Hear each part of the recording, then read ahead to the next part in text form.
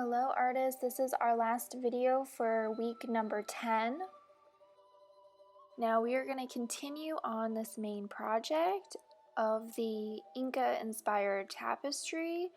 Now what we're going to do is we are going to be adding many more layers to this drawing. So we're going to go ahead and grab out some crayons if you have some color pencils. And we are going to be layering on top of our existing colors and filling in some of the white empty spaces that we drew out, and we're going to make them nice and bright and super colorful. Now you can see here I was putting down some orange on top of what was already a light orange, and you can see now I'm putting a yellow, so there's tons of layers happening here. So I would definitely grab out your warm colors. So you're going to have a orange that you're going to put down in the background in this section, and then once you do that, you're going to layer some yellow on top of it. And you can see how yellow is such a nice color because it is light and it's transparent. So you can layer it on top of other colors and it will change the color and it will just make it look nice and finished. Now if you don't want to do orange underneath the yellow, you could do a different color and then put yellow on top of it.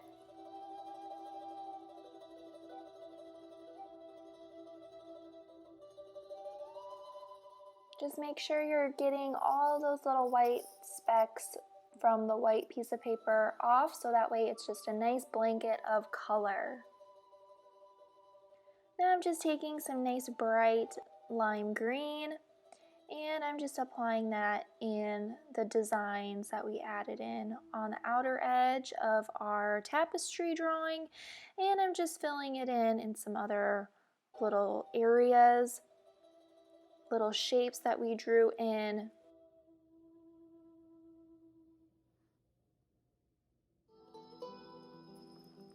So in this video, we are going to be having lots of different colors, so feel free to pick out other colors. If you don't want to do lime green, you could do red, you could do purple, pink, that's up to you.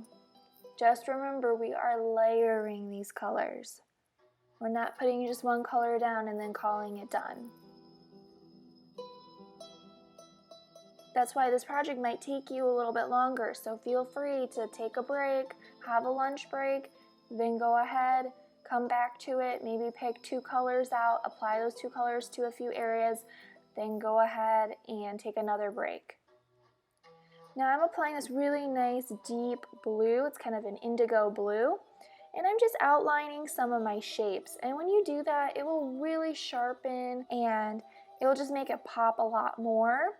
So you can see I'm just outlining this fish shape that's in the bottom rectangle, and I'm just going to outline this square a little bit. And I'm adding a little bit of shading with the side of the crayon in the corner. So what we're trying to do is we're just trying to make sure each section is very clear and precise. And again, this is with the blue, which is an indigo blue.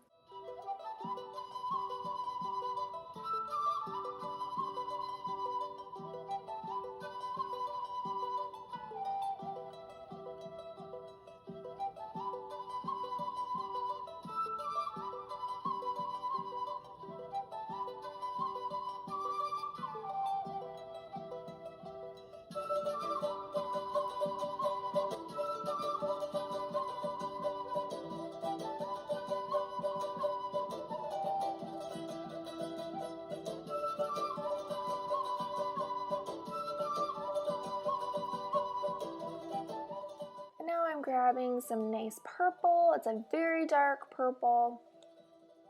It's pretty much the same value as the indigo blue, just a little different color. And I'm outlining this interesting bird shape in the upper left corner square.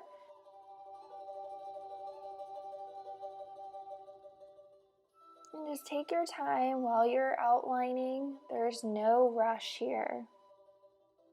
And if you don't have crayons or if you don't have color pencils, if you have something else, if you just have graphite pencils, gray pencils, you can just use that and just do all different gray tones. Use whatever you have on hand.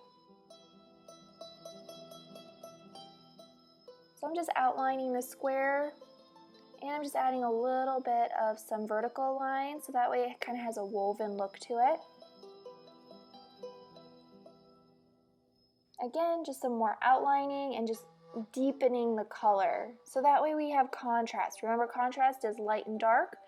So we want to make sure that we're pushing our darks a little bit darker.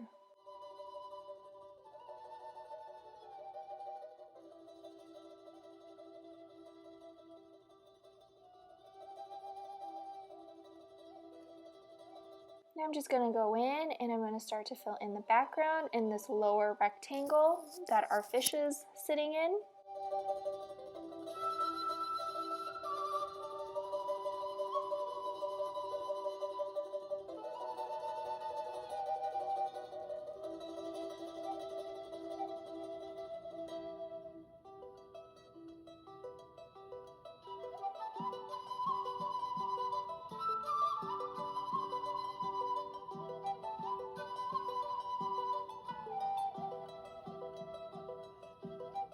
And again, I'm keeping with my vertical strokes up and down.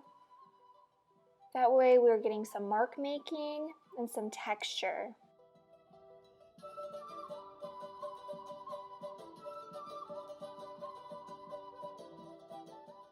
So I'm just hopping around all these shapes and just filling in the entire background.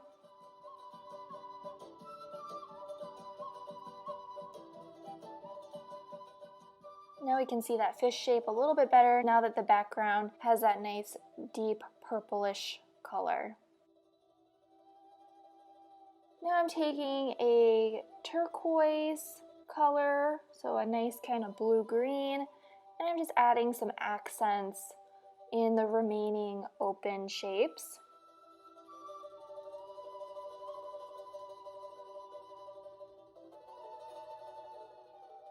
Just filling in that triangle over on the left-hand side.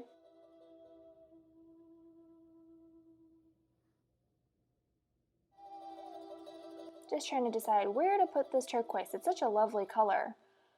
But now things are starting to fill in a little bit more, so now you can kind of take your time, think about where do you want these colors to go and where will they be the most effective.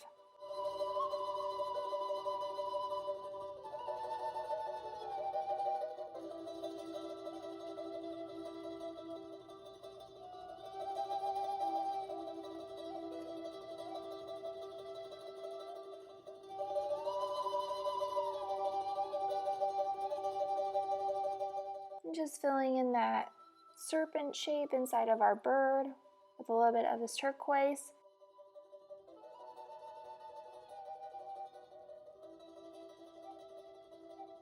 Now that we're getting down to the end of our last video for this week, feel free to pick out different colors and to use more colors in these remaining areas. You can see I still have a lot of white spaces that are open, so if you really like the turquoise and you want to keep going around the stripes on the outer contour, the outer outline of the whole drawing, you could go ahead and continue with that.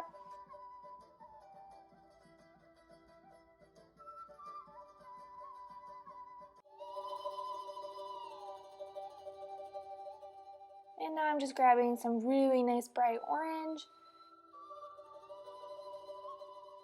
And I'm just going to layer a little bit more on our middle bird here on the under part of its belly, just to kind of deepen it up a little bit. And I'm going to also fill in the body of the fish, and you're going to see how the second layer in this body area is really going to push it and make it more vibrant.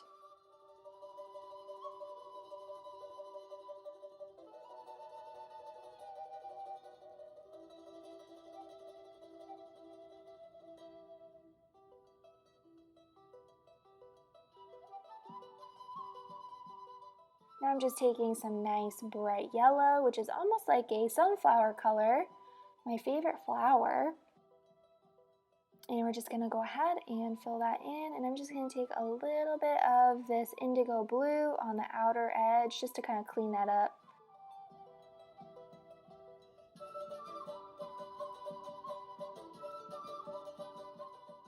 I'm actually going to fill in this whole shape with the yellow, and then I'm going to just take some blue right on top in those little triangle shapes.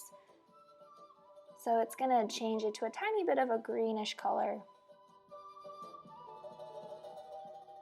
And I'm just cleaning up a little bit in between each of those fins. Now with some orange, I'm just going to go in and fill in those remaining little triangular shapes. It's really nice when you think about each shape to your animal maybe has an element where there's a little bit more detail. So the body of the fish is very simple, but then the tail of it has a lot of detail and there's a lot going on. So think of that. There's one area that's simple, one area that's more complex.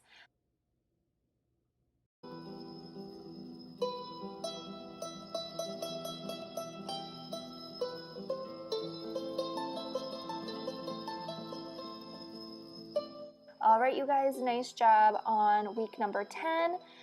I can't wait to see your drawing.